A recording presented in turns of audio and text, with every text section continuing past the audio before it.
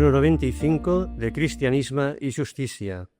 África de los Grandes Lagos, a cargo de Joan Casóliva y Joan Carrero.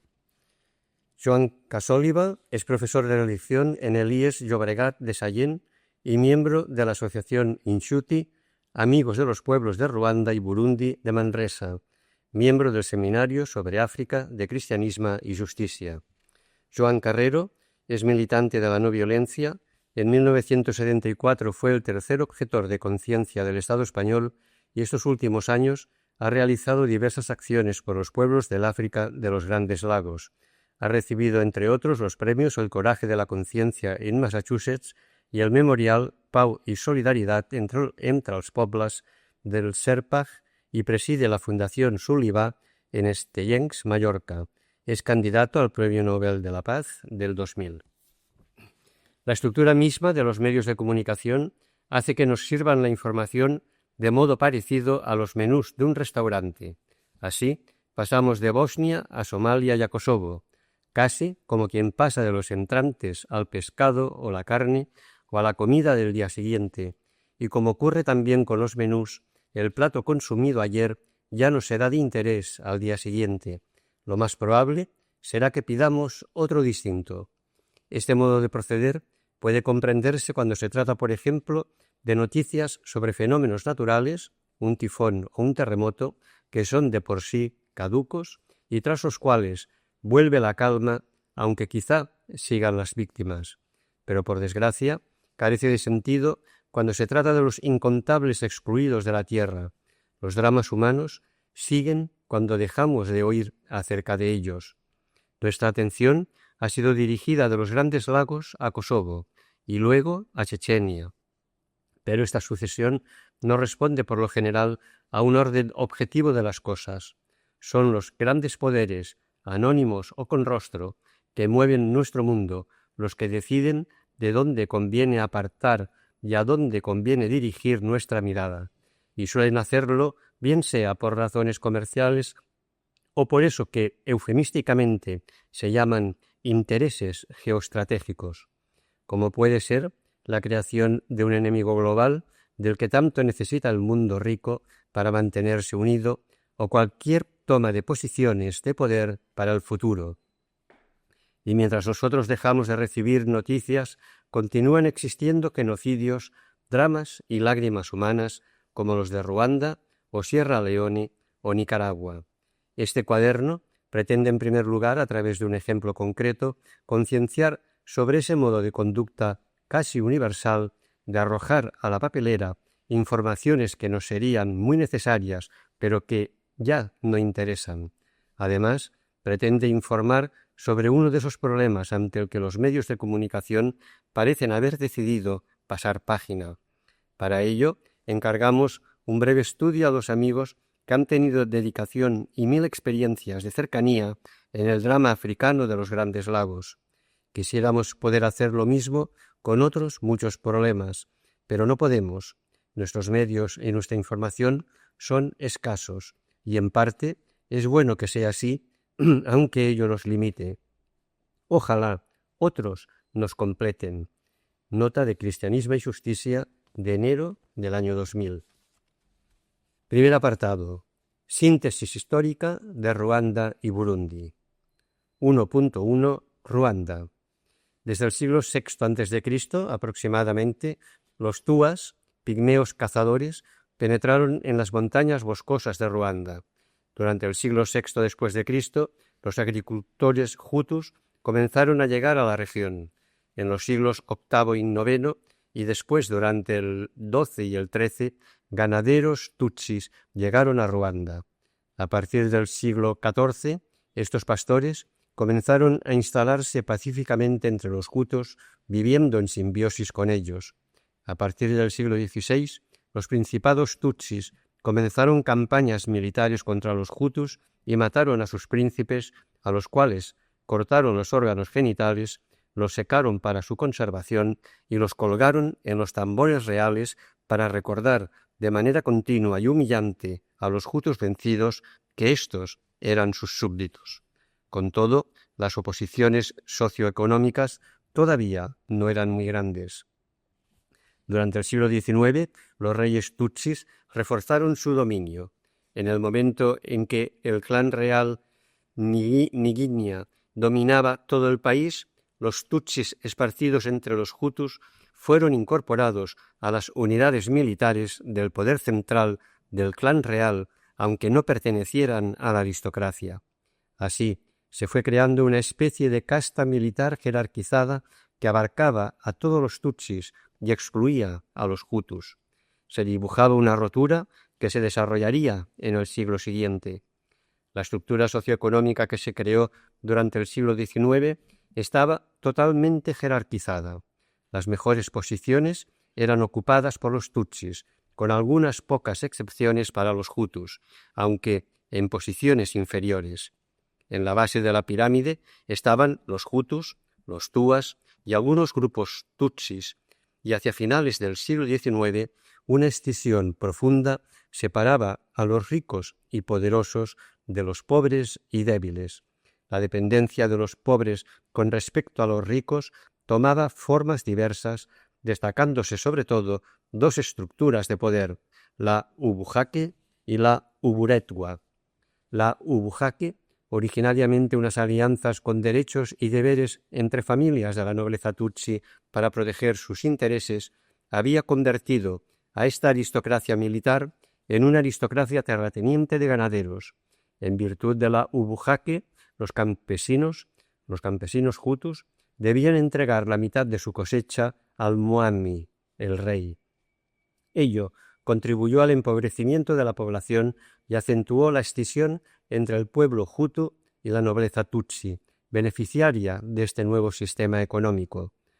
Por lo que respecta a la uburetwa, Overdule escribe: la inmensa mayoría del pueblo hutu estaba sometida a la uburetwa, que consistía en la obligación para cada hombre de trabajar 2 días a la semana, y la semana tradicional era de 5 días, al servicio del jefe tutsi, y eso sin recibir ninguna paga.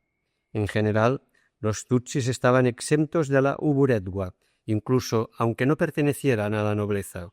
Así fueron adquiriendo un estatuto de privilegiados respecto de la gran mayoría hutu. La uburetwa era la manifestación más humillante y extendida de la sumisión del pueblo. El peso de esta carga fue un obstáculo enorme para los hombres, impedidos de trabajar regular y suficientemente sus propios campos. Esta tarea cargaba mayormente sobre las mujeres, que llevaban ya la pesada carga de la casa y de los hijos. Además, también ellas podían ser llamadas para realizar algunas tareas en la casa del jefe tutsi. Todo ello provocaba una situación de miseria sin precedentes entre la mayoría hutu, que vivía con un mínimo de alimentación y con la permanente amenaza del hambre. Hasta aquí la cita. Ya en el siglo XX, la colonización belga tuvo un doble efecto sobre el sistema sociopolítico. Por una parte, Bélgica reforzó desde el comienzo la posición de la clase dominante Nginya y tutsi, apoyando la jerarquía política. El peso socioeconómico de una minoría tutsi sobre la mayoría hutu resultó reforzado. Así, Mr. Class, primado de la Iglesia Católica, llegó a decir a los misioneros que debían dar soporte a los jefes tutsis y enseñar a los hutus la sumisión como una virtud cristiana. Por otra parte, en una perspectiva de justicia e idealismo, los belgas, sostenidos por los misioneros que trabajaban entre la población, se esforzaron por humanizar el sistema con medidas que pretendían limitar la injusticia flagrante y la explotación excesiva. En 1958, después de que un grupo hutu con estudios redactara un manifiesto reclamando un cambio social, desde la Corte Real se respondió con un documento que, entre otras cosas, dice lo siguiente: podría preguntarse cómo los hutus reclaman ahora sus derechos al reparto del patrimonio común. De hecho, la relación entre nosotros, tutsis, y ellos, hutus, han estado siempre fundamentadas sobre el vasallaje. No hay, pues, entre ellos y nosotros ningún fundamento de fraternidad. Si nuestros reyes conquistaron el país de los hutus, matando a sus reyezuelos y sometiendo así a los hutus a la servidumbre, ¿cómo pueden ahora pretender ser nuestros hermanos? Hasta aquí el documento. El obispo Perrodén fue determinante en el proceso de emancipación hutu. En su carta pastoral del 11 de febrero de 1959 lo manifiesta claramente. Dice así: la ley de la justicia y de la caridad pide que las instituciones de un país aseguren realmente a todos sus habitantes los mismos derechos fundamentales y las mismas posibilidades de promoción humana y de participación en los asuntos públicos. Las instituciones que consagren un régimen de privilegios, favoritismo, proteccionismo, bien sea para los individuos o para los grupos sociales, no son conformes a la moral cristiana. Hasta aquí la carta pastoral. El 1 de noviembre de 1959, un incidente entre jóvenes tutsis y uno de los líderes hutus constituyó la chispa de una revuelta popular. En todas partes fueron quemadas propiedades tutsis y algunos de ellos perdieron la vida. Con todo, entre el 1 de noviembre del 59 y el 31 de mayo del 61, fecha de la amnistía proclamada por la ONU, la administración belga hizo una lista oficial de 74 muertos, de los cuales 61 eran hutus asesinados por las milicias tutsis que intentaban detener el movimiento revolucionario. Unos 150.000 tutsis, sobre todo los jefes y subjefes, se marcharon del país. En el 1961 se proclama la República y se forma un gobierno provisional. En aquel mismo año, la ONU, muy influenciada por la propaganda de los refugiados, rehusó aceptar estos acontecimientos y exigió la organización de un referéndum bajo la vigilancia de sus observadores, el resultado del cual fue de un 80% del no al mantenimiento de la monarquía tutsi. De nuevo, numerosos tutsis se exiliaron antes que reconocer la República. Sin embargo, no todos los tutsis se marcharon del país. Para muchos de ellos, la caída del régimen Niriña era también una liberación. A los ojos de la aristocracia exiliada, estos se convirtieron en traidores a su propia etnia. El sentimiento general fue: la dictadura tutsi ha sido expulsada definitivamente. Nunca más un gobierno tutsi. El primer presidente de la Ruanda independiente fue Gregoire Kayibanda. Los primeros años de su gobierno estuvieron llenos de esperanza. La masa campesina hutu accedía a la enseñanza y el país, a pesar de la falta de recursos, progresaba. Hasta el 1967, los tutsis exiliados lanzaron ataques contra el país, aunque sin éxito. Con todo, poco a poco, el gobierno se fue concentrando en manos de la gente del centro del país, región de procedencia del presidente. Las matanzas de 350.000 hutus en Burundi en el 1972 produjeron reacciones antitutsis en el interior de Ruanda. Todo este conjunto llevó al golpe de Estado del general Habyarimana en julio de 1973. El gobierno de Habyarimana realizó una buena gestión hasta la segunda mitad de los 80. En 1988, el Banco Mundial presentaba a Ruanda como modelo de desarrollo y el informe de Amnistía Internacional de 1990 daba como satisfactorio el respeto de los derechos humanos. Sin embargo, el poder se fue concentrando en manos de los hutus del norte del país, de donde procedía el presidente, y la segunda mitad de los 80 vio cómo algunos sectores que estaban en el poder se corrompían, mientras que el país comenzaba una regresión debida en parte a factores externos, tales como el descenso del precio del café, principal producto de exportación. 1.2. Burundi. En Burundi, la evolución histórica es semejante, aunque con diferencias considerables. Una de ellas tiene su origen en la composición de la etnia tutsi que dirige los dos países. Mientras que en Ruanda el Mwami o rey y la gran mayoría de los jefes tutsis pertenecían prácticamente al mismo clan, en Burundi había una gran rivalidad entre los distintos clanes tutsis. Los clanes Banyaruguru, Dahima y Bagangwa son los principales.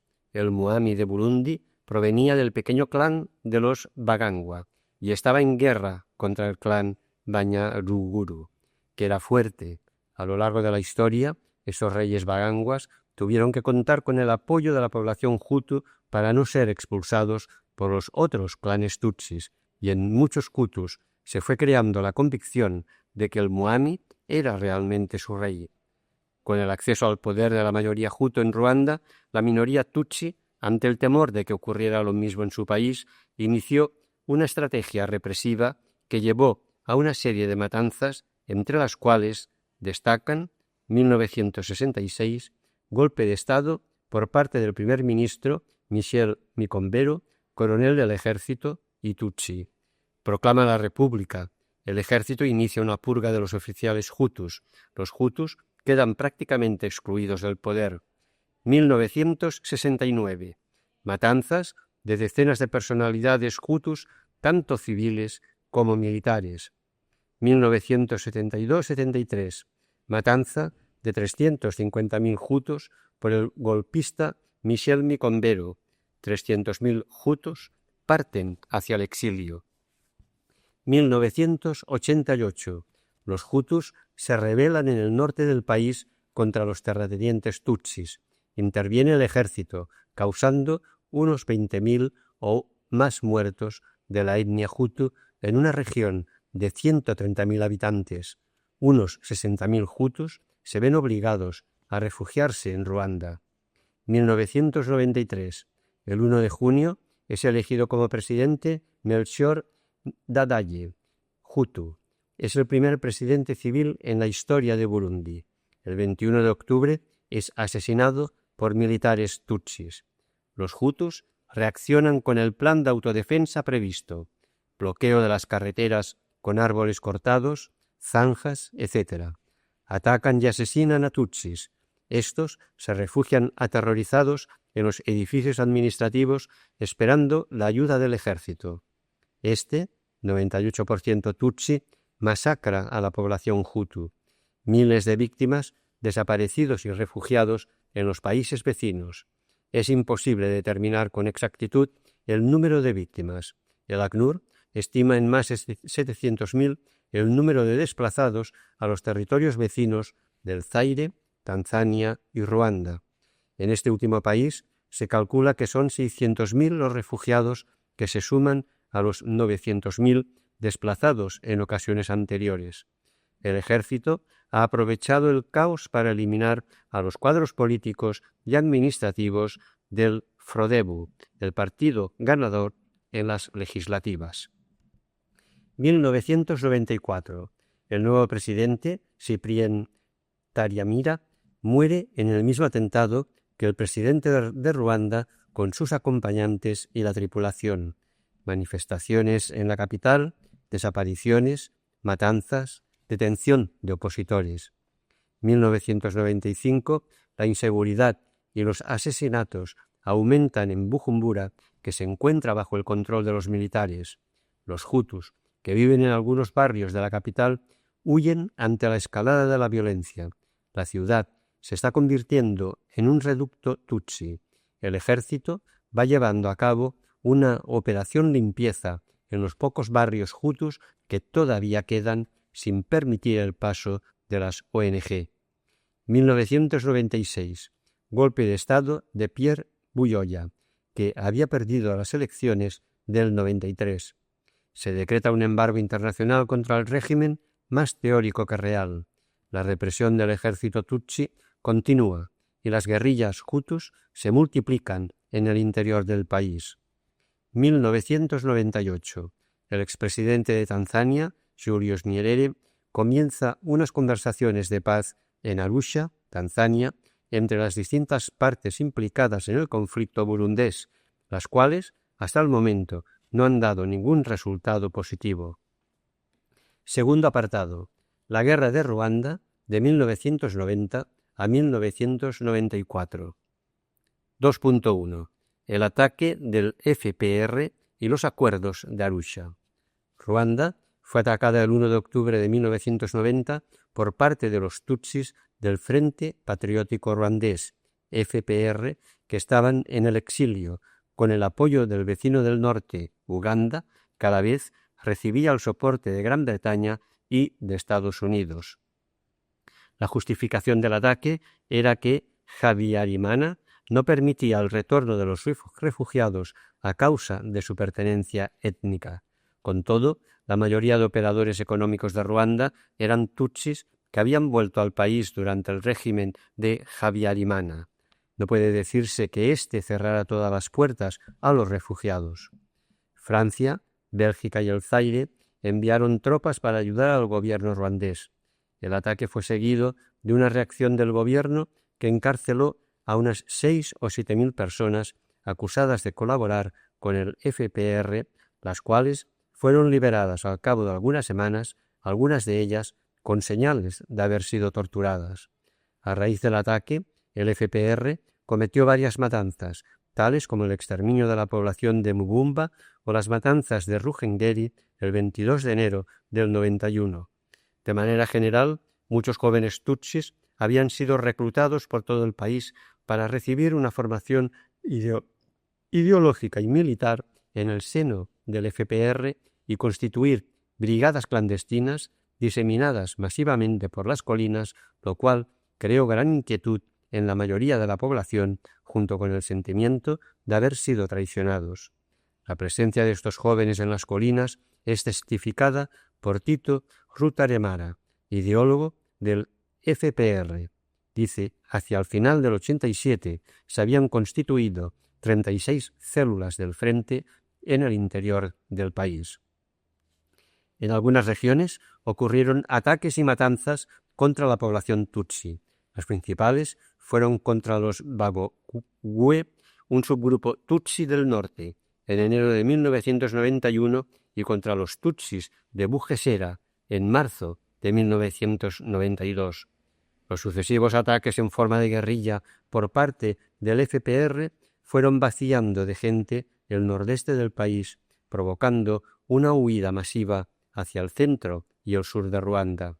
En febrero del 93, un ataque en gran escala que comportó no solo intimidación, sino también torturas y matanzas, provocó una desbandada general, llegando a quedar desplazadas 1 millón de personas en el interior de Ruanda. Algunos lugares donde el FPR diezmó la población son Engarama, Mukingo, Kinigi, Kigombe, Matura, Kirambo.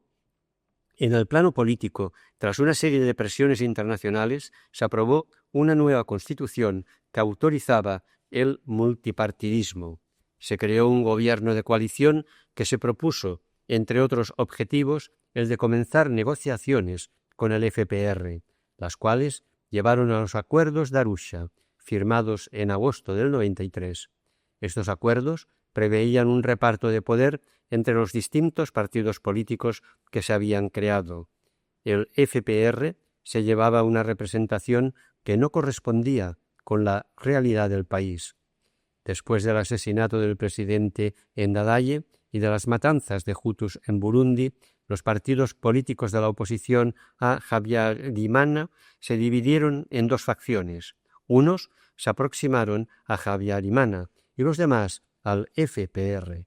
Los acuerdos de Arusha preveían un periodo de transición seguido de unas elecciones que en la situación dibujada era casi imposible que fueran ganadas por el FPR y las facciones de los partidos que les eran cercanas. Para la aplicación de los acuerdos de Arusha se previó que un contingente de 600 hombres del FPR se instalara en Kigali, aunque en la práctica este número fue muy superior. 2.2. El atentado contra los presidentes de Ruanda y Burundi. En un clima de tensión y polarización extremas, tras los asesinatos de líderes políticos de primera fila y con los partidos políticos absolutamente divididos, el 6 de abril del 94 será abatido el avión que conducía a los presidentes de Ruanda y Burundi junto con miembros importantes de sus gobiernos. Todos los analistas coinciden en decir que este asesinato fue la chispa que encendió el fuego en Ruanda. Lo dice el mismo relator especial de la ONU encargado de la investigación sobre las matanzas de 1994, René Degni-Segui. La muerte del presidente Javier Arimana será la chispa que encenderá la pólvora, desencadenando así las matanzas de civiles. Aún así, todavía no se ha abierto ninguna investigación para esclarecer la responsabilidad de este atentado. Las reacciones del ejército ruandés, que fue tomado por sorpresa en la ofensiva que desencadenó el FPR, hacen pensar que aquel no lo había preparado. Acaba de salir a la luz, el 10 de agosto del 99, el testimonio de un militar ruandés, Christophe Hakizabera, que estuvo en el FPR desde 1990 a 1995. Cuando habla del asesinato de Javier Arimana, dice: el FPR elaboró un plan macabro para conducir el país al caos, la muerte del presidente Javier Arimana. Este era considerado como el mayor obstáculo para tomar el poder por la fuerza, y la primera reunión para planificar el asesinato se hizo en Kabale, Uganda, en los locales del obispado, bajo los auspicios del arzobispo Harerimana. Más tarde se hicieron reuniones de este tipo en Mbarara, en la residencia del mayor general Salim Saleh, medio hermano del presidente ugandés Yoweri Kaguta Museveni, y después se sabe pertinentemente que la decisión de asesinar al presidente Javier Arimana se tomó en Bobo-Dioulasso, en Burkina Faso, en marzo de 1994, y que el comandante Paul Kagame, líder del FPR, participó en esta reunión. 2.3. Las matanzas de población en 1994. A comienzos de 1994, en Ruanda, había 1 millón de desplazados internos que habían huido de las matanzas del FPR y centenares de miles de refugiados burundeses en el sur que huían de las matanzas del ejército Tutsi de Burundi. Después del atentado, el país entra en una espiral de violencia que lleva a las matanzas generalizadas desde abril a junio de 1994. Las milicias hutus asesinan masivamente a los tutsis y a los hutus cercanos al FPR. Al mismo tiempo, el FPR asesina masivamente a los hutus, aunque en la matanza muere también población tutsi. Los medios de comunicación informaron suficientemente y los testimonios son abundantes sobre las matanzas cometidas por las milicias hutus contra la población tutsi que se produjeron a lo largo de todo el territorio. Una parte de los jóvenes milicianos del partido MRND, los Interahamwe, se destacaron en estas matanzas masivas. Uno de los primeros asesinatos que tuvo mucha repercusión fue el de la primera ministra, Agathe Uwilingiyimana, y de 10 cascos azules belgas que la protegían a manos de la Guardia Nacional. Solo una intervención firme por parte del contingente de la ONU hubiera podido detener las matanzas, pero en lugar de eso se ordenó la retirada de los cascos azules, dejando a la población sin protección. El 9 de abril se formó un gobierno interino presidido por Jean Kambanda, sin la presencia de ningún tutsi ni de ningún hutu de la tendencia más cercana al FPR. Las brigadas del FPR, formadas exclusivamente por jóvenes tutsis y desparramadas a lo largo de las colinas, fueron al principio el objetivo prioritario de las milicias hutus, pero progresivamente fueron los tutsis en general quienes fueron considerados como el enemigo a batir. Se localizaron fosas profundas escondidas entre cafetales, propiedad de los tutsis, que sólo podían tener como objetivo enterrar cadáveres. Se formaron grupos de milicianos que andaban a la búsqueda de los tutsis y obligaban a los hutus de las colinas a incorporarse al grupo bajo la amenaza de ser asesinados si se oponían. Sin embargo, muchas familias hutus, aun sabiendo el riesgo que corrían, escondieron en sus casas a vecinos y conocidos tutsis. El FPR lanzó un ultimátum de 3 días a todos los extranjeros residentes en el país para que se marcharan. En pocos días, casi todos los extranjeros partieron. Joaquín Baimajó, un padre blanco catalán que decidió quedarse, desapareció el 26 de abril del 94, después de que un grupo de soldados del FPR lo detuviera. El 3 de junio del 94 fueron ejecutados por el FPR los obispos de Kigali, Kakbaye y Byumba, que no habían querido abandonar el país y habían elegido permanecer al lado de un grupo de refugiados tutsis amenazados por las milicias hutus. Hay muchos testimonios de las matanzas cometidas por el FPR, pero ha sido difícil expresarlas públicamente por temor a las represalias de los vencedores. Casi todos los extranjeros salieron del país y entre los pocos que quedaron, los testimonios de Marcel Guérin y Santos Ganuza son excepcionales. El belga Marcel Guérin viene a decir en síntesis que en 1994 él y su mujer quedaron atrapados por la guerra en Ruanda. Fueron testigos de las matanzas indiscriminadas en la zona donde residían y pudieron constatar, al ser hechos prisioneros, cómo los que aparentemente parecían milicianos interahamwe no eran más que mercenarios a las órdenes del ejército tutsi.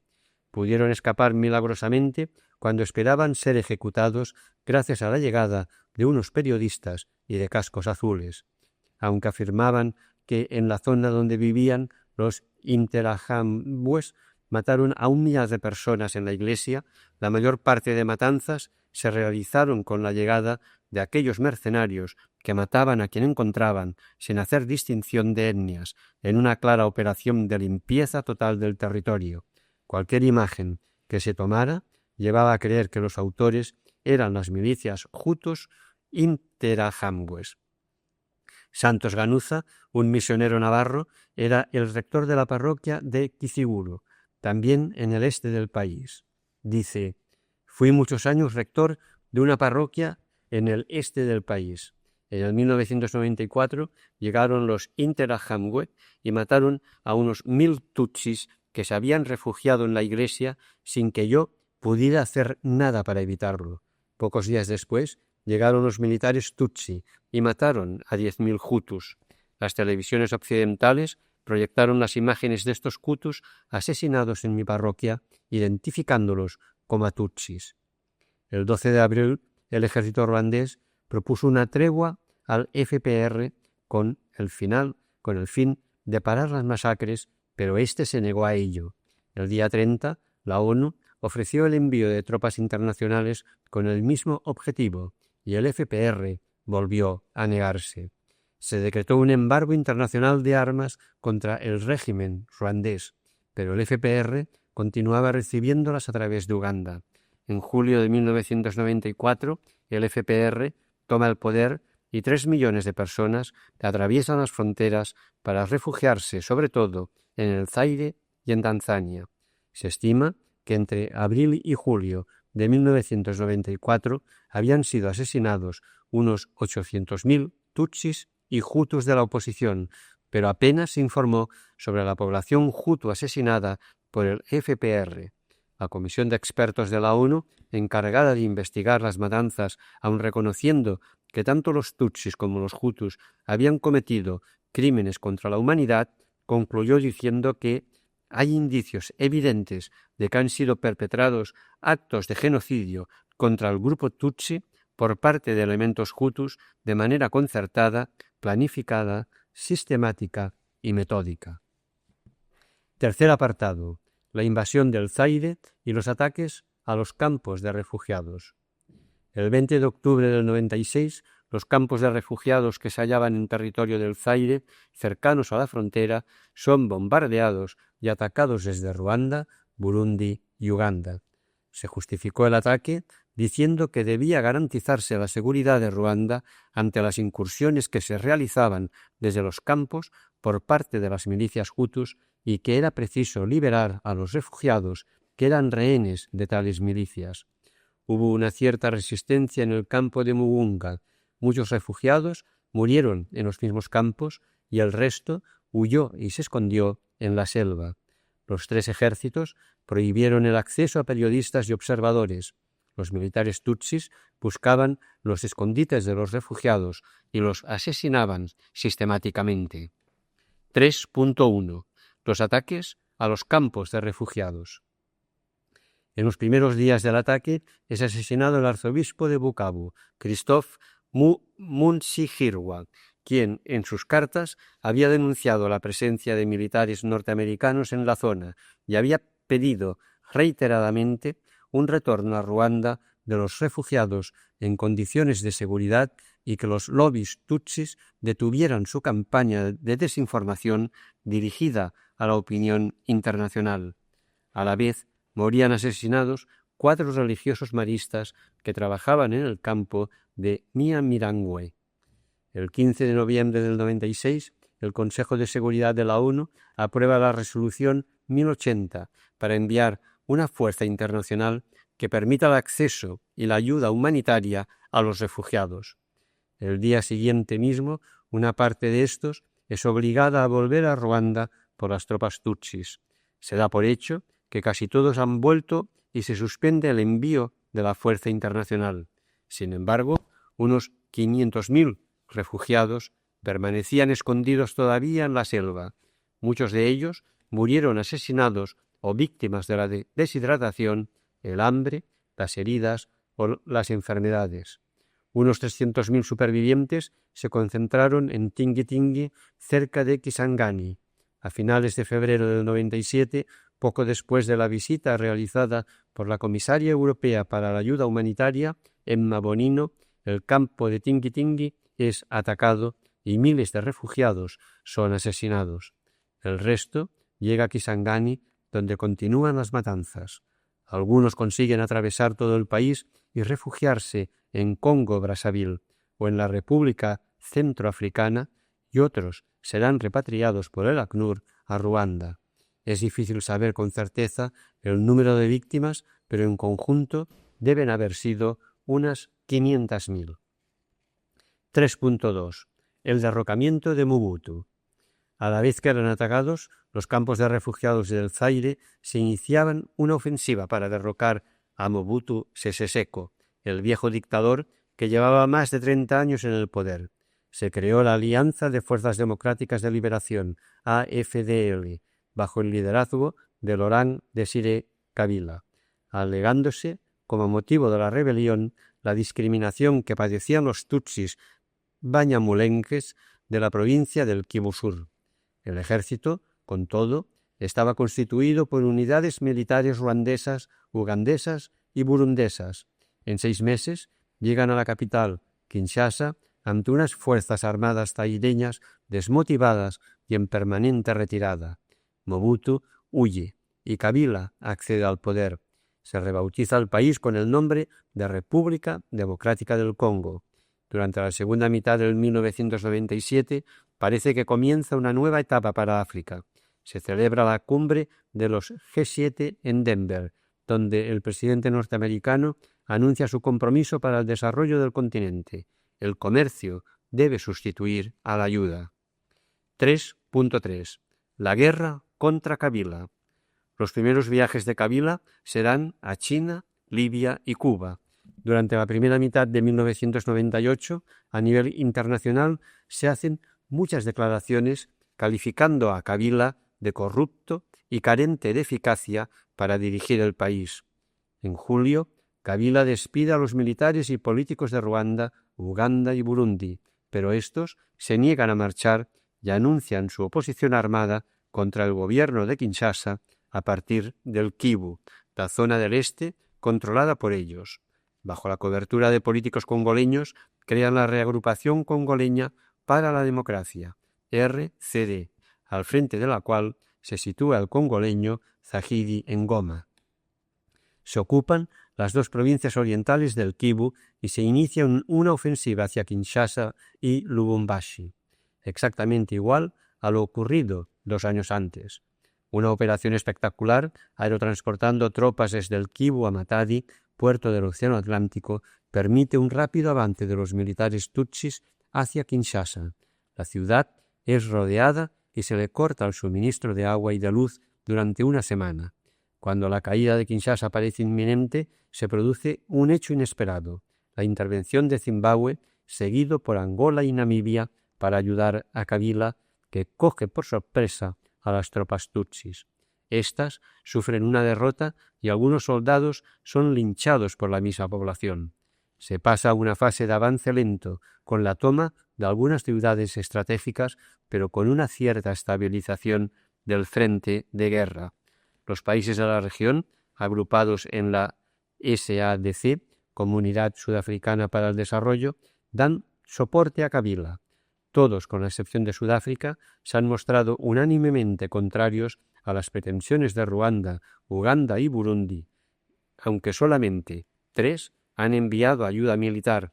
Los otros 9 países han dado soporte moral al gobierno congoleño para detener lo que consideran una expansión inaceptable de la esfera de influencia tutsi en el África Central. El envío por parte del Chad de un contingente de 2.000 hombres para ayudar a Kabila, así como el soporte velado del Sudán, muestra la posición de los países islámicos vecinos. El amplio soporte de Uganda a la rebelión del Sudán, el Ejército Popular de Liberación del Sudán, APLS, que lucha contra el gobierno islámico del norte, forma parte de la estrategia de Estados Unidos para contener el islamismo sudanés. En Angola, la guerra en el Congo hace revitalizar el viejo conflicto entre el gobierno y la UNITA. Las tropas gubernamentales angoleñas que combaten al lado de Kabila tienen que replegarse al interior de su país ante la intensidad de los combates que provocan numerosos muertos y desplazados entre la población. A comienzos del año 1999, en la población de Makobola, en el Kivu Sur, las tropas tutsis matan a más de 1.000 personas como represalia por un ataque de guerrilleros Mai-Mai. Ya en el mes de agosto se había producido una matanza semejante en la parroquia de Kasika. Se suceden las matanzas entre la población civil en el Kivu por parte de los militares tutsis de Ruanda y Burundi. Bwegera, Burale, Uvira, Butembo, Masisi, Kamituga, Burkini, muchos jóvenes entran a formar parte de las distintas guerrillas Mai-Mai que combaten con una gran inferioridad de medios. Cuarto apartado: los intereses exteriores. Aunque ha habido distintos países occidentales que han intervenido en este conflicto, nos centraremos en los 2 que consideramos más importantes: Francia y Estados Unidos. Bélgica, la antigua metrópoli, envió soldados al iniciarse el conflicto de Ruanda para ayudar al gobierno de Habyarimana, pero se retiró muy pronto. En el 1994, por causa de la muerte de los 10 cascos azules, Bélgica retiró su contingente, favoreciendo así que otros países hicieran lo mismo y no fuera posible que se protegiera a la población. Gran Bretaña, la antigua metrópoli de Uganda, ha tenido un papel muy importante, sobre todo en los comienzos del conflicto, poniéndose al lado de Museveni y apoyando a Estados Unidos en todo momento. 4.1. Francia. Francia permaneció al lado del gobierno de Habyarimana hasta la firma de los acuerdos de Arusha. Su contingente, formado por 600 hombres, aseguraba la asistencia técnica de las Fuerzas Armadas ruandesas. Fue determinante en la invasión de 1990, en la cual el FPR hubiera podido llegar hasta la capital. Cada vez que había una gran ofensiva del FPR, Francia proveía de armamento al ejército ruandés. Marchó definitivamente del país a partir de la llegada de los primeros soldados de la MINUAR en noviembre de 1993. Ante el recrudecimiento de la guerra, en 1994, Estados Unidos y también Bélgica ejercieron presiones sobre Francia para disuadirla de cualquier intervención. La operación humanitaria turquesa, junio-agosto de 1994, fue aceptada con muchas reticencias y condiciones. No se permitió que los franceses establecieran zonas de seguridad en la parte noroeste del país, tal como habían hecho en el sudoeste, argumentando que eso sería proteger a los autores de las masacres y al gobierno que se había refugiado en aquella parte del país. Acusados de connivencia en el genocidio de los tutsis por haber formado al ejército hutu, los franceses Después de la Operación Turquesa, se mantendrán a distancia cuando Mobutu sea atacado en 1996. Francia da asesoramiento y soporte logístico al ejército Tutsi de Burundi. Ya lo hacía en el 1972, cuando se produjo la matanza de 350.000 hutus. Eso no impidió que, a partir del 1990, ayudara también al ejército hutu de Ruanda.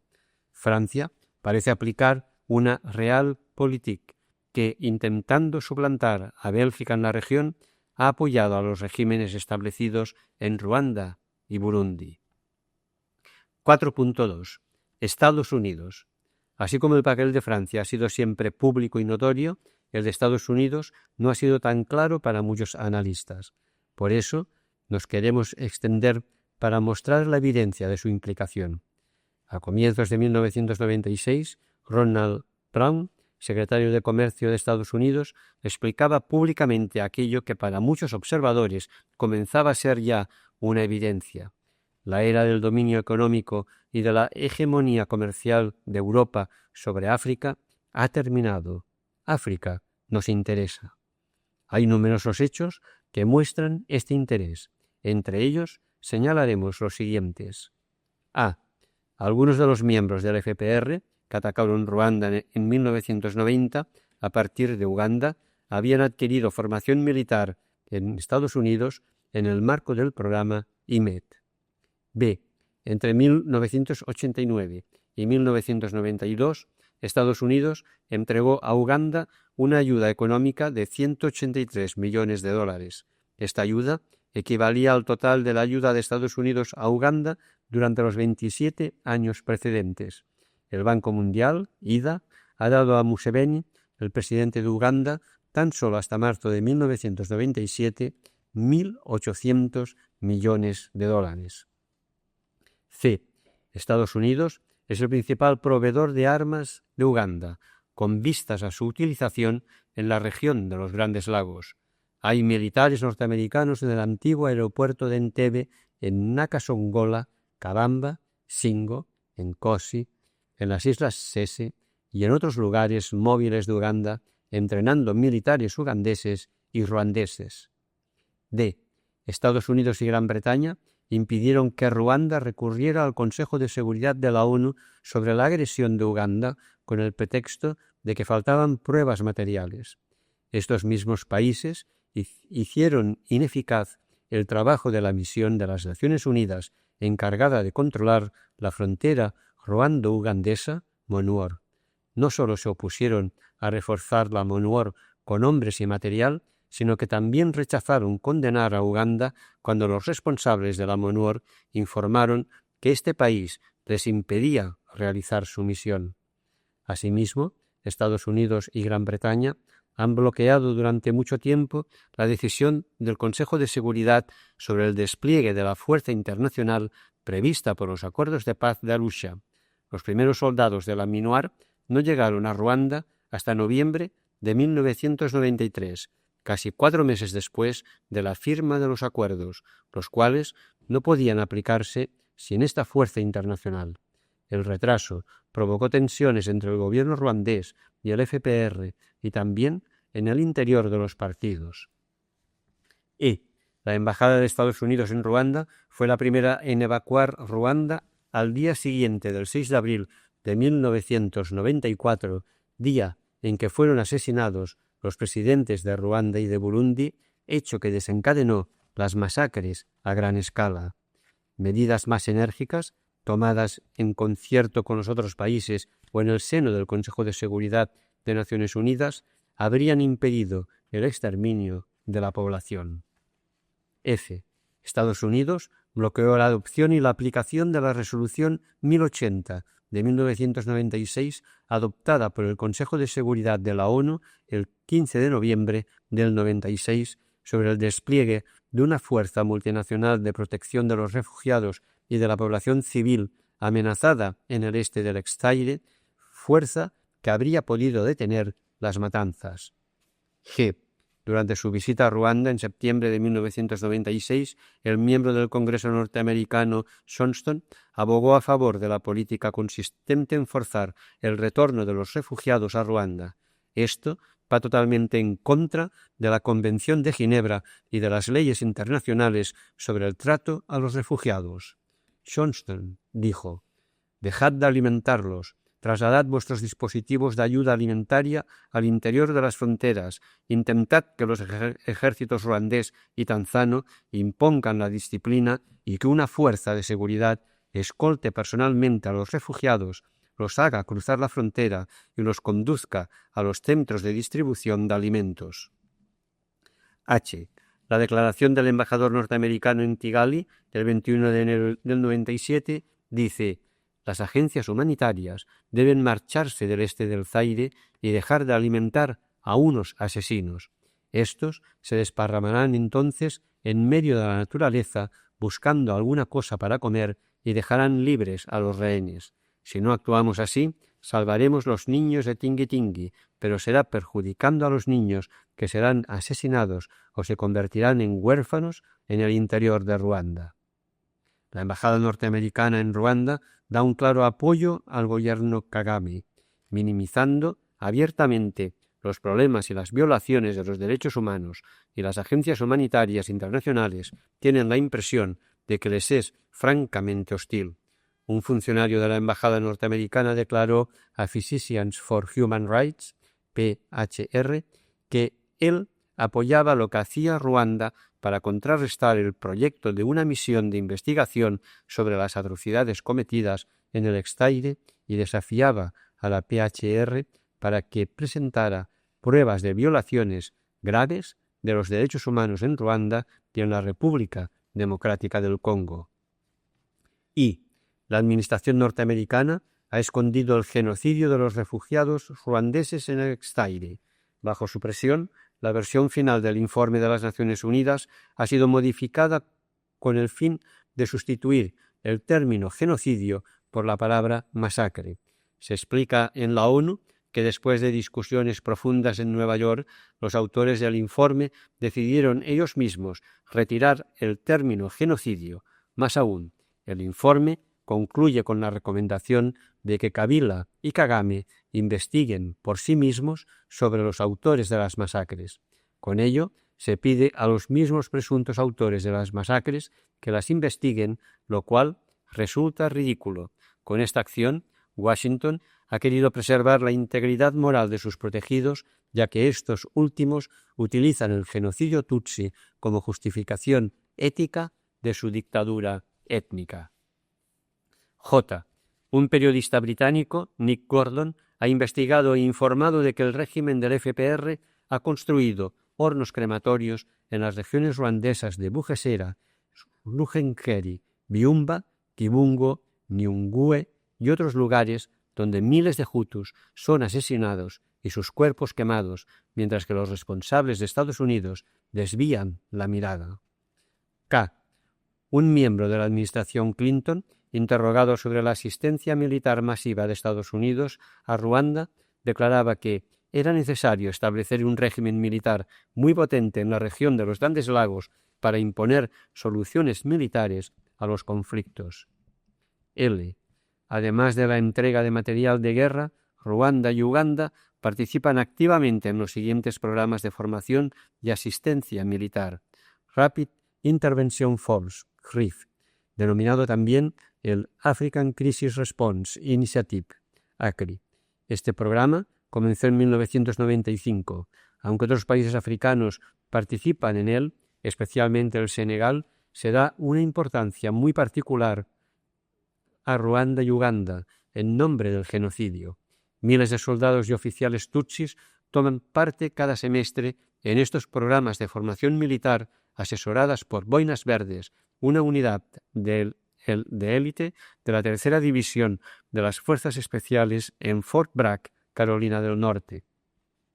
International Military Education and Training, IMET.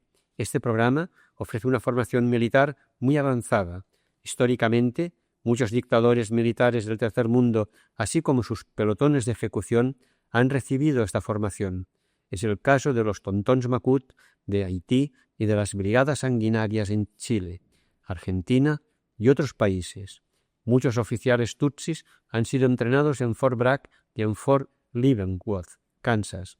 Es en el marco de este programa donde Kagame, entonces oficial en el ejército ugandés, participó en una formación militar durante el 1993 en compañía de algunos oficiales ugandeses. Joint Combat Exchange Training, JCET, este programa está supervisado por la Marina, el Ejército de Tierra y la Fuerza Aérea. El objetivo de esta formación es permitir que las tropas tutsis progresen en experiencia militar. Las unidades de las Fuerzas Especiales Tercera y Quinta toman parte en ella. Se enseñan algunas disciplinas militares, técnicas de camuflaje, preparación para los combates, movilidad de las unidades reducidas, mantenimiento del material de guerra, navegación nocturna, etc. Rwandan Interagency Assessment Team, RIAT. Este proyecto fue concebido para evaluar la eficacia de todos los entrenamientos militares en que participan los soldados y oficiales ruandeses con el objetivo de recomendar, en caso necesario, las soluciones para mejorarlos. Hay un informe del Pentágono dirigido al Congreso donde se detalla la participación del ejército norteamericano en la formación de las Fuerzas Armadas ruandesas desde 1994. Según este informe, Estados Unidos ha ampliado su cooperación con el ejército ruandés en el momento en que éste estaba implicado en ayudar a los rebeldes congoleños para hacer caer el régimen de Mobutu. Según Le Soir, 2 días antes de la segunda invasión del Congo, el 2 de agosto del 98, fueron vistos algunos expertos militares norteamericanos en las cercanías de la frontera. Por otra parte, 2 buques de guerra de Estados Unidos operaban a la altura de Matadi, en el Océano Atlántico, sirviendo de enlace de comunicaciones entre Goma, Kigali y Kitona. A la vez, dirigían las comunicaciones de la torre de control del aeropuerto militar de Kitona. Más aún, instructores norteamericanos entrenaban a mercenarios serbios, colombianos, somalíes y sudafricanos en la localidad de Dedia, cerca de la isla de Ituri, en la provincia congoleña de Kivu Sur. 4.3. Las compañías mineras. Según los estudios geológicos realizados durante estos últimos años, el subsuelo del Congo contiene yacimientos de cobre, cobalto, zinc, plata, diamantes, uranio, cadmio y otros metales raros, pero sobre todo concentraciones de oro en cantidades excepcionales. La mayor concentración de oro se halla en la provincia oriental, en la región de Ituri, en los límites de las fronteras con Uganda y Sudán. Una leyenda del este congoleño sitúa las minas de oro del rey Salomón en esta zona. Según un estudio hecho por el Centro Nacional de Búsquedas Geológicas y Mineras, CRGM, el suelo de Ituri es tan rico que es posible, con los modernos métodos de tratamiento, obtener oro fino hasta una media de 6 a 7 kilos por tonelada, tan solo con el tratamiento de los hoyos de las antiguas minas de la Okimo. Miles de buscadores de pajitas de oro trabajan por su cuenta a lo largo de la región, que se extiende sobre 83.000 kilómetros cuadrados. En algunas zonas, la cantidad de oro alcanza la astronómica cifra de 18 kilos oro fino por tonelada, frente a una media mundial que se sitúa alrededor de los 11 gramos de oro por tonelada. Según los datos de la CRGM, hasta ahora, tan solo los yacimientos secundarios de aluvión han sido explotados por la Okimo. Los yacimientos primarios, rocadura subterránea, están intactos y serían los más ricos. Según los especialistas, en el cuadrado 200 de la concesión 40 de la Okimo, en las cercanías de Mongbalu, en la frontera con Uganda, tan solo la mina Sefere contendría reservas estimadas entre las 2.000 y 3.000 toneladas de oro, con un valor que alcanzaría los 20 o 30.000 millones de dólares.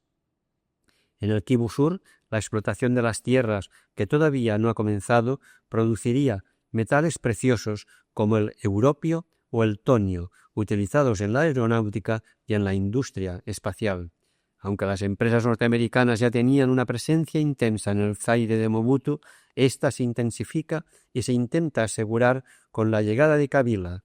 Algunos extractos de un artículo de François Misset en la Libre Entreprise el 26 de abril del 97 son muy clarificadores. Dice así: las empresas norteamericanas ocupan ahora posiciones capitales en el cobalto y en el oro.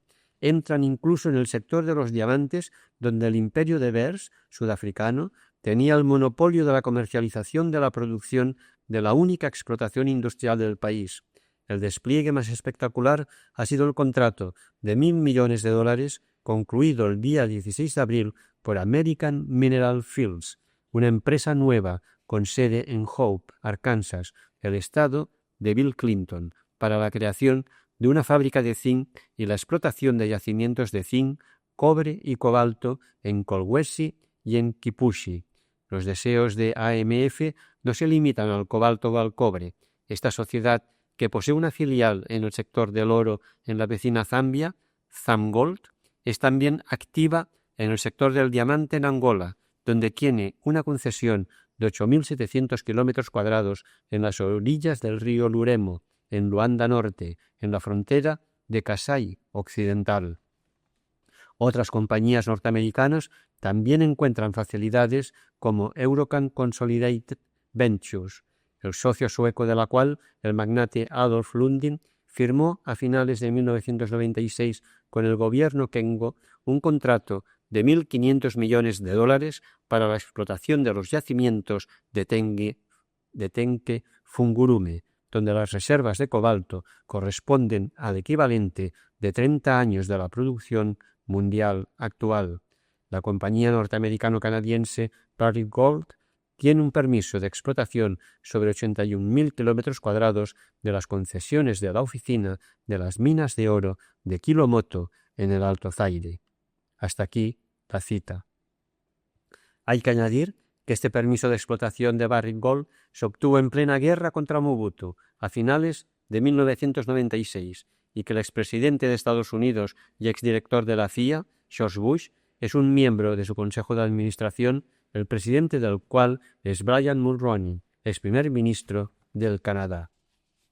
Quinto apartado: información, organizaciones internacionales y justicia.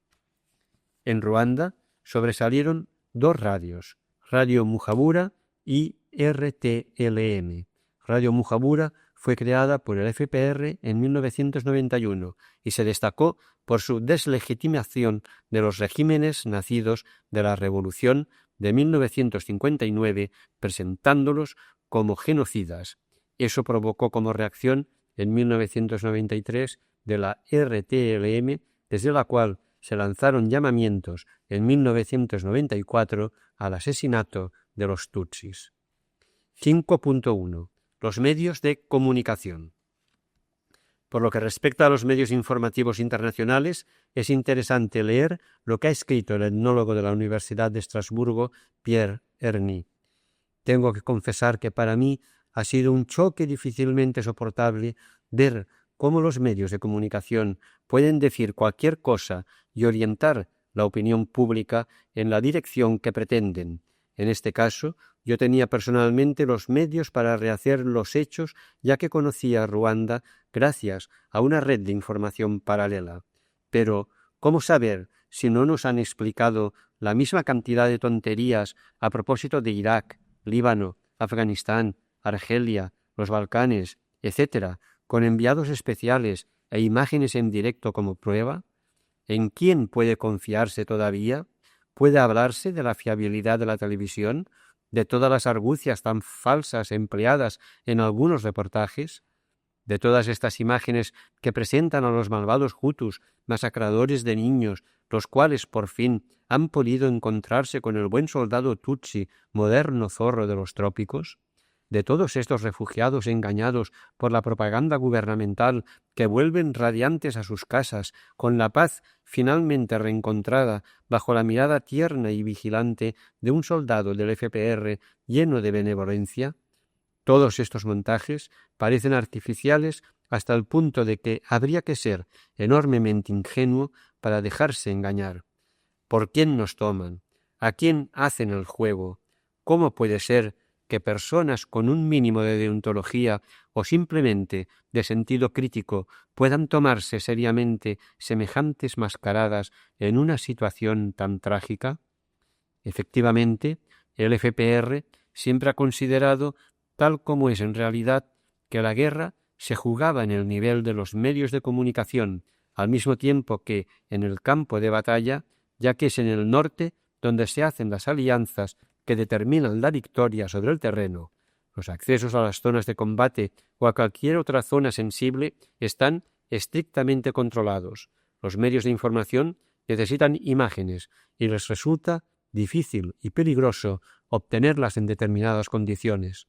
Por otra parte, la presencia de periodistas pone en gran peligro a los testimonios de aquellas situaciones.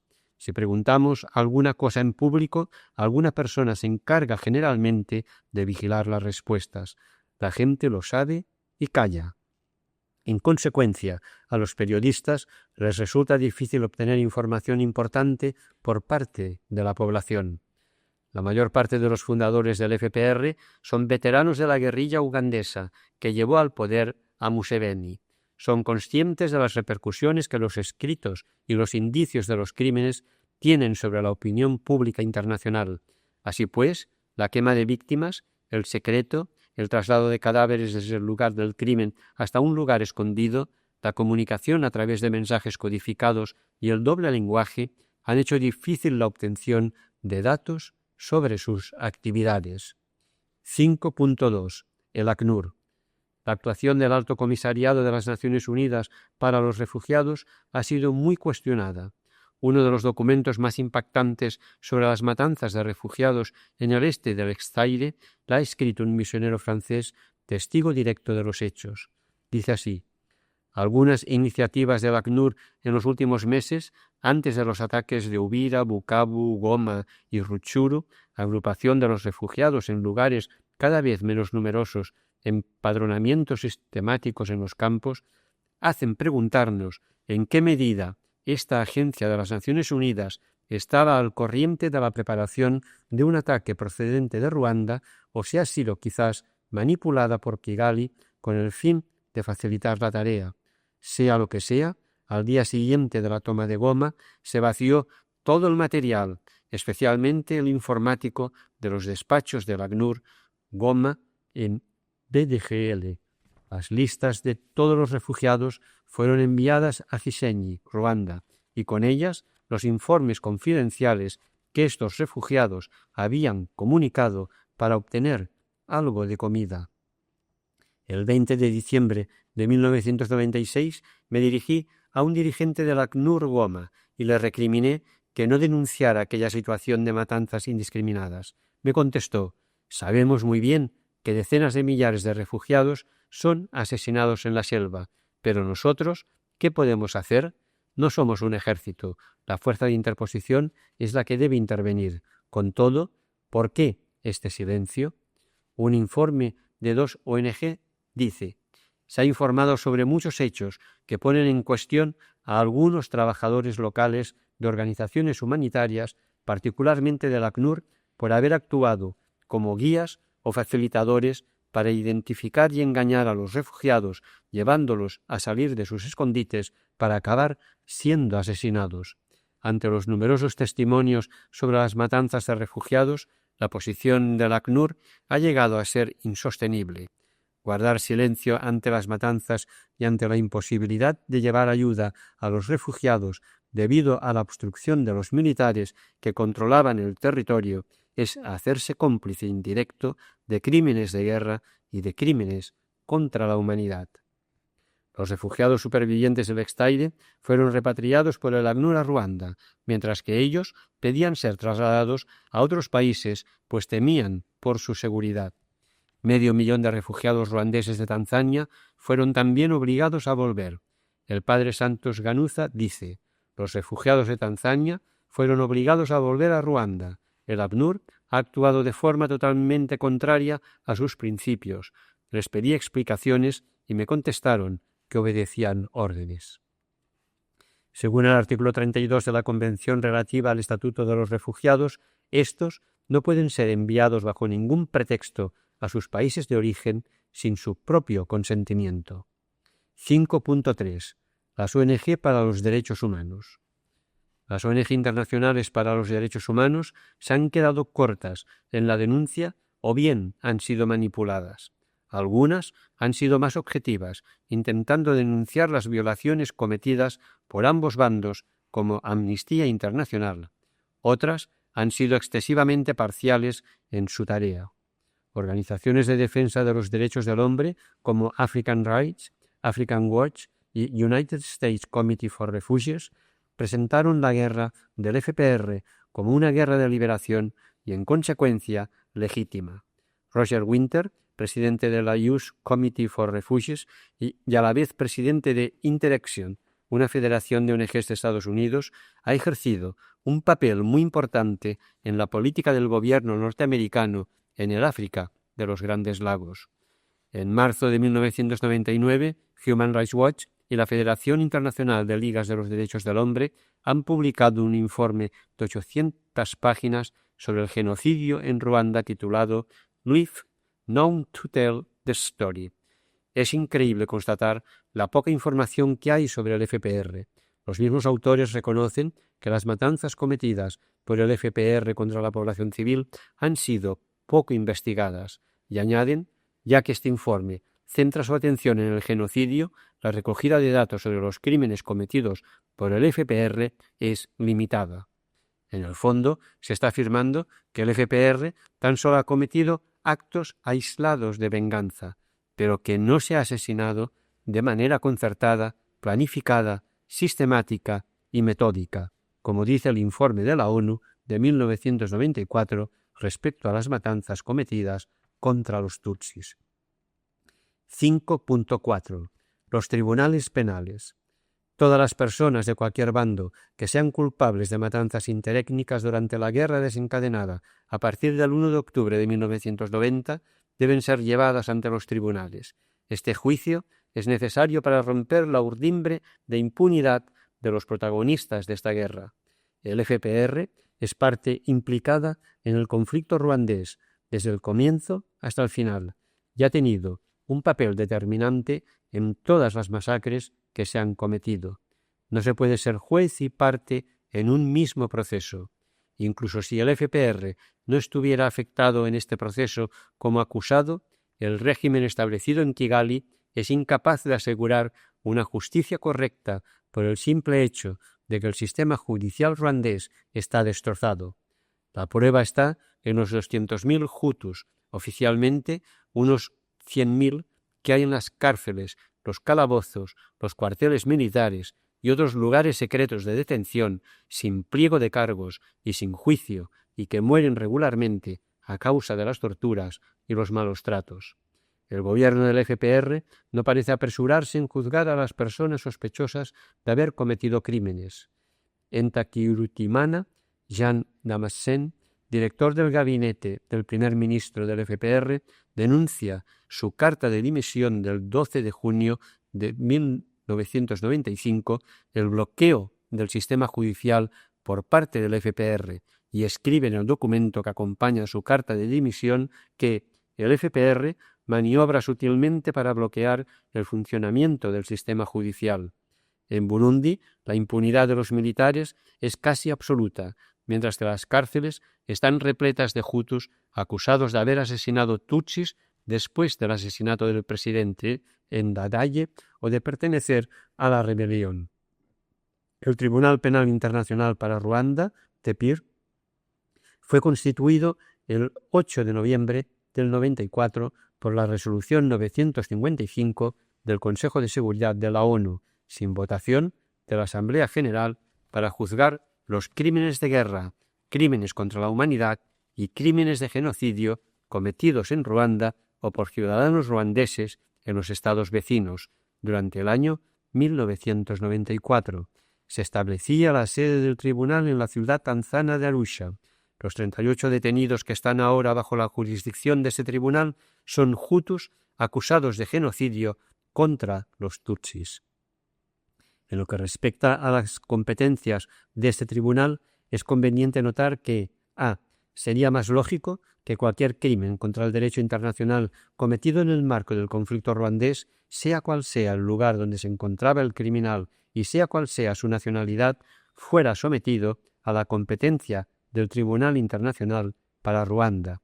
De este modo, podrían ser juzgados por este tribunal los responsables de ciertos servicios gubernamentales. B. La competencia de este tribunal se limita al año 1994, pero debería ser ampliada para cubrir un periodo anterior y posterior, especialmente tras las masacres cometidas por el FPR en el este del Zaire. C. Los crímenes contra la paz, definidos por el Tribunal de Nuremberg, entre los cuales se halla la guerra de agresión, no han quedado recogidos en el Estatuto del Tribunal para Ruanda. D. Según los estatutos del Tribunal, este tiene la primacía por encima de las jurisdicciones nacionales de todos los estados, artículo 8.2. Con todo, hasta ahora no ha intervenido en ninguno de los expedientes de las personas detenidas en las cárceles ruandesas. Y E. Sería necesario que los crímenes contra la humanidad cometidos en Burundi y en República Democrática del Congo fueran también juzgados por un tribunal penal internacional. Sexto apartado. Presente y futuro de la región. Estos 5 años de poder del FPR en Ruanda se han caracterizado por las constantes desapariciones de la población hutu del interior del país. Se ha hablado de la existencia de un plan de exterminio lento pero constante de la etnia hutu. 6.1. Situación actual. El siguiente testimonio anónimo, recogido a comienzos del 1997, nos parece que recoge de manera fidedigna la cotidianidad del país durante estos 5 años. Dice así: en ciertas regiones existe el terror a las 5 de la tarde. La gente de las colinas ya no vive. Cada uno se encierra en su casa, casas inseguras y aisladas, esperando si hoy o mañana se les llevarán a ellos o a sus vecinos. Todo el país está militarizado y los militares se creen, además, los dueños de las vidas y de las cosas. Esta presencia militar, tanto en la ciudad como en las colinas, hace patente la procedencia de tantas muertes, aunque los medios de información afirman siempre que son los infiltrados del Zaire. El control en las carreteras es muy fuerte. Aunque no se dice todo por la radio, casi todos los días nos enteramos de matanzas sucedidas y las víctimas son casi siempre aquellos que han vuelto del Zaire o de Tanzania y últimamente los blancos. Es la hora del exterminio, la venganza personal o familiar. El 18 de enero del 97 eran asesinados en el noroeste de Ruanda 3 cooperantes de la ONG española Médicos del Mundo. Los días siguientes, casi todas las ONG que trabajaban en el oeste del país lo abandonaron. Sin testigos occidentales, las desapariciones y asesinatos de refugiados recién vueltos al país fueron constantes. No solo ha habido matanzas selectivas, sino que algunas han sido masivas, como las del campo de desplazados de Quibejo, donde el ejército masacró a unas 10.000 personas en abril de 1995, o la matanza de la cueva de Ñaquimana, donde fueron asesinados 8.000 civiles que se habían escondido en ella en octubre de 1997. A la vez, se crea una guerrilla que operará sobre todo en el oeste del país, el Ejército de Liberación de Ruanda, ALIR.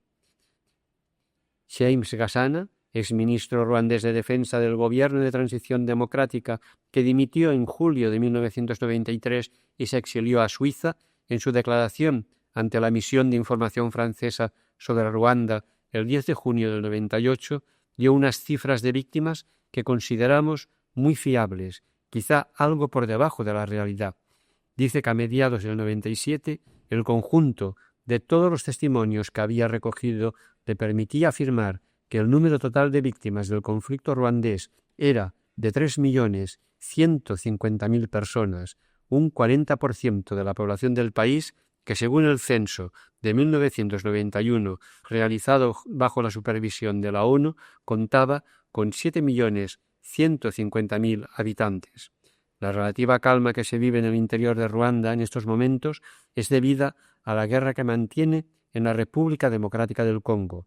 En estos momentos, numerosos testimonios muy creíbles afirman que se está reclutando forzosamente a los prisioneros Hutu para combatir en la guerra del Congo, donde son obligados a luchar en las posiciones de vanguardia del frente bajo la amenaza de ser abatidos por los oficiales Tutsi si se retiran de ellas.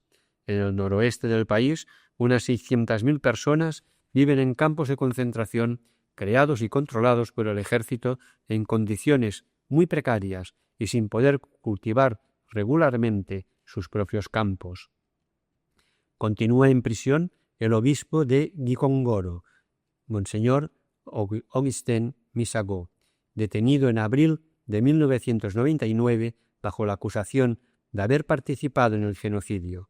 No es ningún secreto que la Iglesia Católica se encuentra en el punto de mira del gobierno. Es significativo el artículo del Observatorio Romano del 21 de mayo del 99, donde se habla por vez primera de doble genocidio. La Iglesia Católica es considerada por el régimen como la institución que apoyó moralmente la revolución Hutu de 1959, que permitió el vuelco del orden secular imperante en Ruanda. En Burundi, en estos momentos, la situación es muy grave. Los combates entre las guerrillas Hutu y el ejército Tutsi se han intensificado. Tras un ataque de la guerrilla, el ejército toma represalias contra la población. En la provincia de Bujumbura, el ejército ha prohibido el acceso de las ONG y de los periodistas, pero se sabe que ha habido muchas matanzas y que los cuerpos se hacen desaparecer rápidamente. Se distribuyen armas a las milicias tutsis que hacen auténticas carnicerías entre la población hutu. La agencia MISNA ha informado sobre la creación de nuevos campos de concentración donde la población es obligada a reagruparse sin las más mínimas condiciones de habitabilidad. Aunque no puede compararse la brutalidad del ejército con la de la guerrilla, ésta ha castigado varias veces muy duramente a aquellas personas acusadas de colaborar con el enemigo. Este agravamiento está directamente relacionado con la falta de progresos en las negociaciones de paz que se están llevando a cabo en Arusha, donde el mediador Julius Nyerere ya manifestó su decepción ante la falta de voluntad de las partes para alcanzar un acuerdo. En la República Democrática del Congo, debido a los recientemente firmados acuerdos de Lusaka, se ha promulgado un alto el fuego que constantemente es violado por uno y otro bando. Hay una división entre las tropas ugandesas y las ruandesas, debida sobre todo a la falta de acuerdo en el reparto del saqueo de las minas, pero también motivada por dos estrategias distintas. Ruanda ha sostenido el peso principal de la guerra contra Kabila y ha manifestado claramente sus intenciones de llegar hasta Kinshasa, mientras que Uganda parece contentarse con el control de una parte del territorio vecino. A la vez, los métodos sanguinarios empleados por los ejércitos tutsis de Ruanda y Burundi contra la población civil del este del Congo ha provocado el distanciamiento del mismo ejército ugandés, así como también de una buena parte de los pocos aliados congoleños que tiene la coalición reunidos en la Reagrupación Congoleña para la Democracia, RCD, que a la vez se ha dividido en dos facciones.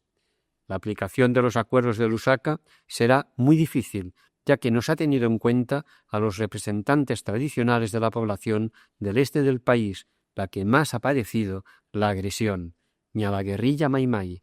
Tampoco está nada claro cómo serán desarmadas las diversas guerrillas que operan en el territorio, ni está resuelto cómo se fusionarán los tres ejércitos contemplados en los acuerdos cuando la parte principal de los militares de la RCD son ruandeses, burundeses y ugandeses. Además, no se habla de justicia hacia las víctimas de las matanzas, ni se plantea, en definitiva, la actual ausencia de un Estado de Derecho en Ruanda, Burundi y Uganda, mientras que así se exige en la República Democrática del Congo. En Tanzania y en la región de Kigoma, a orillas del lago Tanganika y a lo largo de la frontera con Burundi, se apiñan unos 500.000 refugiados burundeses y congoleños. Muchos burundeses hace ya años que viven allí. Los congoleños van llegando a diario, huyendo de las matanzas cometidas por las tropas tutsis de Burundi y Ruanda. El ACNUR se ha visto obligado a crear nuevos campos. Las raciones alimentarias son mínimas. Los refugiados burundeses viven en el temor ante un posible ataque del ejército de Burundi, semejante al que se produjo en el Extake en 1996. 6.2. Construir un futuro para todos. La convivencia entre las tres etnias, tanto en Ruanda como en Burundi, será casi imposible si no se llega a una comprensión de la realidad más compleja, pero más justa que la actual. Sin una verdad completa no podrá haber reconciliación. Hace falta un reconocimiento mutuo de las responsabilidades, pero también de los valores de la otra etnia. Hay que permitir que la historia siga su curso, sin pretender volver atrás. En Ruanda hubo una revolución, la emancipación de la mayor parte de la población, y ahora no se puede volver a los antiguos esquemas de sumisión. En la República Democrática del Congo, sobre todo en el este del país, el resentimiento de la población hacia la comunidad tutsi es muy grande. Los tutsis, que se habían instalado hacía muchos años en el Kivu, son ahora vistos como invasores y opresores de las otras etnias que conviven en esta zona. Será muy difícil poner las bases de una convivencia justa y pacífica. La gran víctima de este conflicto ha sido y continúa siendo el pueblo. El futuro debe ser construido por ellos, aunque no tienen medios de expresión ni fuerza política. Será más lento, pero construido sobre bases más sólidas. Habrá que escuchar la voz de aquellos grupos y organizaciones locales e internacionales que trabajan a favor de este pueblo. Ante la presión del Banco Mundial y del Fondo Monetario Internacional, se quiso imponer la democracia en Ruanda sin respetar sus procesos. Sin embargo, en la actualidad ya no se habla de democracia para Ruanda, Burundi y Uganda. El gobierno del FPR, que se había fijado un periodo de 5 años para iniciar un proceso democrático, acaba de anunciar 5 años más de prórroga. En Burundi, tras un golpe de Estado, gobierna la persona que perdió las elecciones democráticas de 1993. En la República Democrática del Congo había ya unas bases bastante sólidas para iniciar un proceso democratizador, pero este ha quedado completamente interrumpido por la guerra. Una congresista de Estados Unidos, Cynthia McKinney, que ha visitado la República Democrática del Congo durante este verano, el 31 de agosto del 99, dirigió una carta muy significativa al presidente Clinton, donde le dice: «Acabo de volver de la República Democrática del Congo, donde me he reunido con multitud de personas de todas las clases sociales. Por desgracia, me siento obligada a informarle de que en la República Democrática del Congo y en el África en general se están llevando a cabo crímenes contra la humanidad, aparentemente con la ayuda y el soporte de su administración. Quiero decirle que la política de Estados Unidos en la República Democrática del Congo ha fracasado y es tan solo un ejemplo más de los muchos fracasos a lo largo del continente. Basta señalar la dualidad diplomática en Etiopía y Eritrea, la indecisión y ambivalencia en Angola, la indiferencia hacia la República Democrática del Congo, la destrucción de la democracia en Sierra Leona y la inflexibilidad a lo largo del continente. El resultado es una política africana caótica, un continente encendido y la complicidad de Estados Unidos en crímenes contra la humanidad. Señor presidente, por todas partes la gente murmura sobre ello, pero son demasiado educados para decirlo en voz alta. Su política en África no solo no ha ayudado a velar por lo que se denominaba renacimiento africano, sino que ha contribuido a prolongar el dolor y sufrimiento de los pueblos africanos. Tengo que añadir que su fracaso en la intervención y el final de la invasión ilegal de la República Democrática del Congo, que han llevado a cabo sus aliados, Uganda y Ruanda, ha llevado directamente a las tropas de estos países a cometer crímenes contra la humanidad en territorio congoleño. Incluso ahora, usted pide al mundo que cierre los ojos ante esta política escandalosa cuando todo el mundo sabe que tanto Uganda como Ruanda han agredido militarmente el territorio de la República Democrática del Congo hasta el interior del país y no solo en sus fronteras. Las atrocidades que sufre diariamente toda la gente de esta región son escandalosas y son consecuencia de la mala política de Estados Unidos y de la indiferencia de los líderes norteamericanos. Hasta aquí la carta de la congresista.